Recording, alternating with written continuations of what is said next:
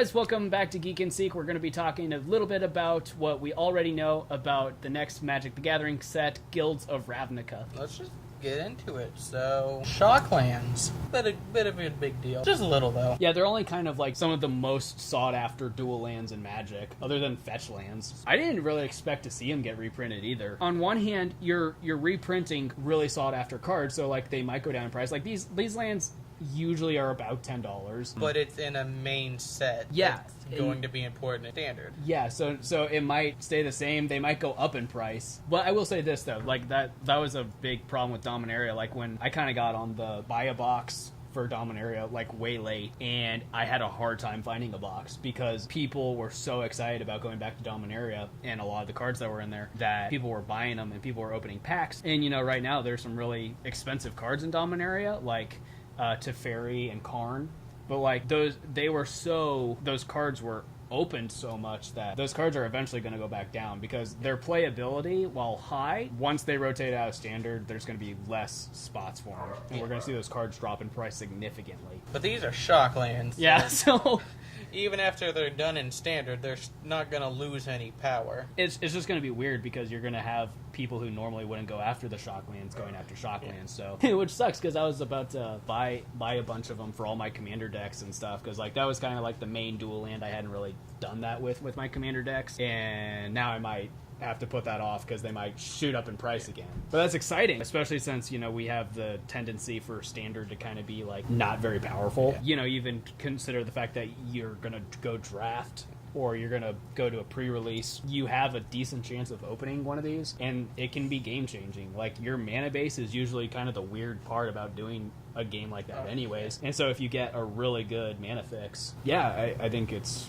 potentially really exciting. Talk about that buy a box promo. Impervious Great Worm, 7 colorless mana, green for a 16/16, indestructible, but it also has Convoke. Your creatures can help you cast it by tapping them. I can see it maybe getting played, and since it's the buy a box promo, that is a problem. I don't think that's going to be the same problem that we had with Nexus of Fate, though. Because, like, have you actually seen the Nexus of Fate deck work? I haven't, but I've heard some stuff. Dumb. You basically get, like, you set yourself up to where you're getting infinite turns. If you get stuck, at the very least, it's a chance to draw something else that's going to help you. That was the big problem with Nexus of Fate being the buy a box promo, was that it was actually a card that people wanted. As a result, it's a stupid expensive card. Like, I don't know what it's going for right now, but, like, last time I checked, it was going for, like, maybe $40. And I think this is really not a problem because we have something that's better in every single one of these categories it's going for, which is Galta. You get 1 whole green mana less to cast. So it's less specific. And the way you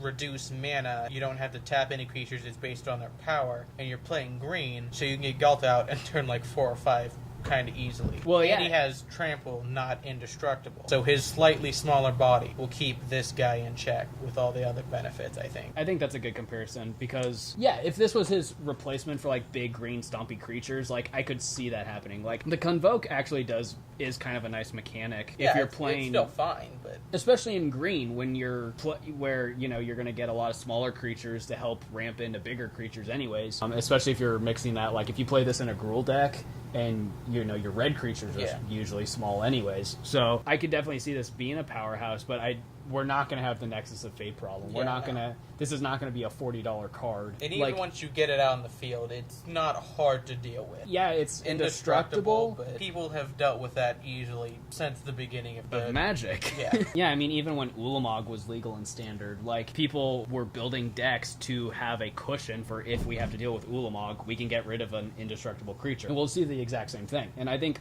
a lot of the good cards that do that were in the Amonkhet block, but not all of them are going to go away with the rotation. So, besides the fact, like you said, you know, this guy does not have Trample, so he's kind of just there. You can just grunt block this. You could be playing some... No, you can give him Trample, obviously, because it's green, but... Yeah, so there are going to be ways to do that, but him by himself, you can just grunt block over and over again, and as long as you end up with more creatures than your opponent, you're going to get around this thing. I think some people are going to enjoy this. Like, I have a green stompy Oh, yeah. commander deck, Oh, and yeah. I would like to put this in there. So one of the cards that I'm really excited about is Narco MOBA. It's like Pokemon. You shouldn't really care how people pronounce it. Is it Fantasy. Garantina or is it Garantina? Arceus. Doesn't matter. You know what I'm talking about. Anyways, Narco MOBA or whatever. It could be Harry for all we know. He is for 1 and a blue, an illusion creature, 1/1 body flyer, and when he is put into your graveyard from your library, you put it onto the battlefield. This is a really common card in Dredge. So this is a reprint for those of you who don't know. It's so easy to use because like a lot of these, like even like in Muldrotha decks, you know, you're putting stuff in your graveyard on purpose, and you're going to be using your graveyard as an extension of your hand anyways. And so like if you're putting it from your library directly into your graveyard, you're extending your hand in a lot of those decks, or at least using some other form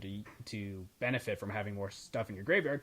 And now you get a free creature out of it. A 1/1 flyer is nothing super exciting, and I don't really know why it's getting printed as a rare, other than the fact that it's a reprint of a really popular card that people like and people will go for. Other than that, I don't know why they would reprint it as a rare, because like a 1/1 flyer for 2 mana is kind of whatever. But the fact that there are loopholes that you can eventually cast it for free, and especially if you look at a lot of the other Dimir cards in this set, like there are ways to make it really fun and powerful. But I thought it was kind of weird that it was printed as a rare. It's good in those kind of decks, but it's not going to win you the game by itself. I was gonna say like it could win, but like Well, yeah, it could be the thing that wins. But if you're losing to a 1/1 flyer, if it's the 1/1 flyer that kills you, I think you just have a bad deck. Maybe you should just not play games anymore. My boy Ral is it Viceroy. He is a 3 colorless blue-red for a legendary planeswalker, Ral. He comes in with 5 loyalty. His +1 lets you look at the top 2 cards of your library. You get to put 1 into your hand and the other into your graveyard. His -3 deals damage to target creature equal to the number of instant or sorcery cards in your graveyard or in exile. And like being able to do that ability with stuff in exile is actually super awesome, because like a lot of like really big hard hitting red and blue spells exile themselves because of how powerful they are, and this is just saying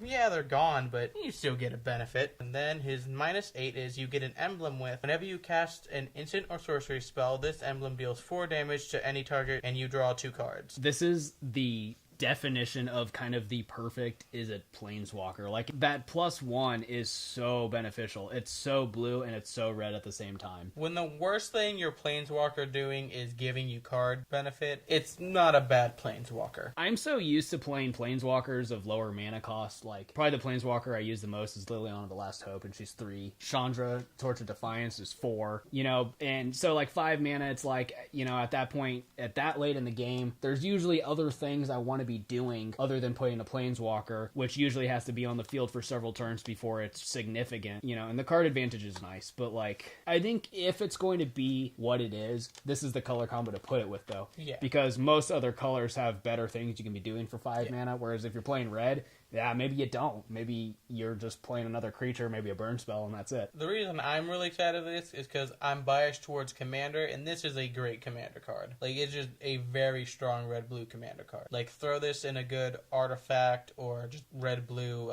instant sorcery heavy deck. He's going to do work. Well, what's that? What's the red-blue? Like the Precon. Yeah, what's her name? Saheeli? The can't- Gifted? That's it. Okay, in her deck, I don't think she's actually that powerful.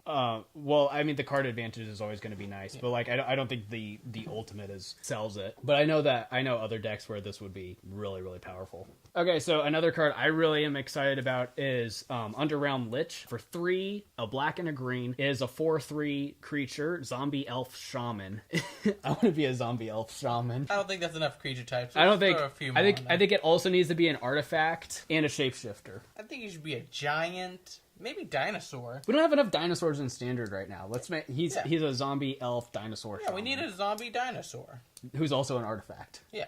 Yeah. All right. If you would draw a card and said, look at the top 3 cards of your library, then put 1 into your hand and the rest into your graveyard. You can also pay 4 life, and he gains indestructible until end of turn, and tap it. I think that last ability is kind of weird because, like, if it's indestructible and it's a 4/3, like, your gut instinct is you want to attack with it, but then you have to tap it, which I guess is okay because I think more than anything, people are going to use this more as an enchantment than an actual creature. Like, people aren't going to put this on the field and they're going to feel obligated to attack with it. They're going to be using that ability that's basically card advantage. I mean, it's basically an enchantment version of Grim Flare, which is also a fantastic card. Now, Grim Flare is, 2 mana, and this is 5, so it's a big difference, but at the same time, like, this is a bigger body than Grim Flare, and you can't get him out as early as you would want to, but that extra card advantage, and then also it's card advantage on top of you're putting stuff in your graveyard. Playing black green, which is my favorite color combo, you're often wanting more stuff in your graveyard anyways, because you can either pull it back later or this guy is benefits. coming out before turn 5. If you're playing a good deck that works him right, he's not coming out on turn 5 or later. I definitely think, and plus especially since he's not a legendary, I think if you're going to play him, you're probably going to have a play set of him. Like, he might be your only 5 drop in the deck, so your chance of drawing him in time to get him out on turn 5 exactly is pretty high. Turn 5 is reasonable, though. At turn 5 enchantment that basically gives you card advantage for the rest of the game is pretty badass. But also, he's a zombie,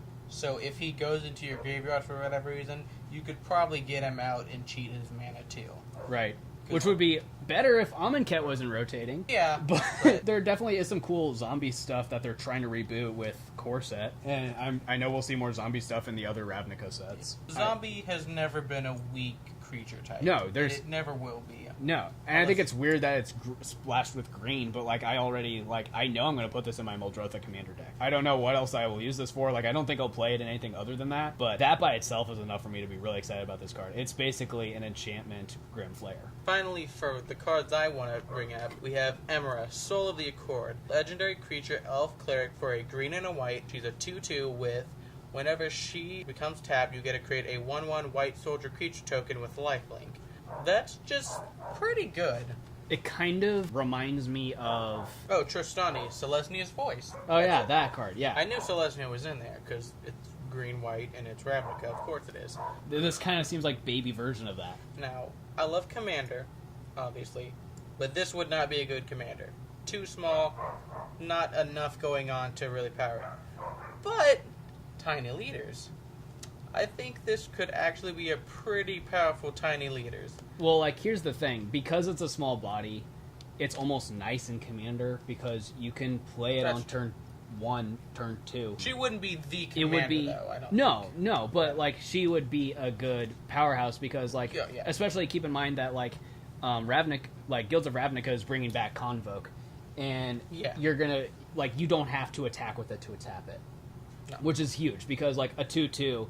anything past turn 2 is probably not going to stand up very much, but like if you're tapping it for reasons other than attacking, and you're playing white, so there's a million ways to do that. Right? Yeah, you're and like I said, you're bringing Convoke back, and you can tap your creatures to help pay for mana. You're getting your bigger creatures out. Like, this thing benefits a lot. I agree. I don't think it's going to be used a lot as a commander unless like they use it in Brawl or maybe tiny leaders. Brawl, tiny leaders. I don't think normal commander is going to see a lot of it. No, absolutely not. So, Wizards, they like to do some different things. However, doesn't mean most of it's good. In fact, most of it's most not. Most of it's bad. And maybe the worst thing is their guild's quiz test, which is maybe the worst personality-based quiz I've ever seen, let alone taken. Yeah, I was gonna say we've all been on like Facebook, and we've seen a quiz and we've taken it where it'll be like pretty borderline basic, not really all that great. Yeah, it's like, but what's fun is like a lot of them like there's like hints of truth. It's like it's specific enough to your character trait that it's like, all right, I guess they probably did have to base this off of something new. There actually was something intelligent here. But with this quiz, the questions are so dumb. Random. They're random ass questions that are specific to the guild, but they have nothing to do with your actual personality. So yeah, I took it a couple times and I got the same answer every time. It was just like, what's the green white one called? Selesnya. That's what I got, and I've never played green white. Now, I think it's okay that you're not necessarily getting the colors that you always play, but there's got to be some kind of connecting thread there. Yeah. Like, I got Boros, and my most played color is green. Very opposite, but my personality actually doesn't meld with green all that well. It's just the strongest current color of Magic. So, like, I'm fine with that. But you, Selesnya really does not fit. No, not at all. I like weird Magic stuff, and Selesnya is not weird. My Selesnya Commander's weird, but that's because it's Commander. And you And have it's okay if it's every weird. card ever. It's okay if it's weird, so Yeah. it doesn't matter. Did you see the professor's video? It's really funny. He just talks about like actual human traits that would be more likely to be tied to this. Yeah. Go watch that if you haven't. It's funny. And it's accurate, too. You make these assumptions off of your playgroup members because, oh, they play that deck because they're this kind of person. And he really capitalizes on that. He's like, yeah, because you're a shitty person. So I guess that's kind of all that we have to talk about Guilds of Ravnica. This video was a little longer than I thought. But what are some things we missed? What are some other things that you like about Ravnica or don't like about Ravnica that we know so far? And if as more stuff comes up, expect us to give us our input on it. And help us laugh at the terrible quiz. It's so bad. I'm going to put a link to that in the description as well. If you have not taken the test, go take it and see what we're talking about. It's awful. Actually, do that before you watch Professor's video. Don't forget to subscribe and stay tuned for more videos on nerdism. Hit that bell, bitches. Ring, ring.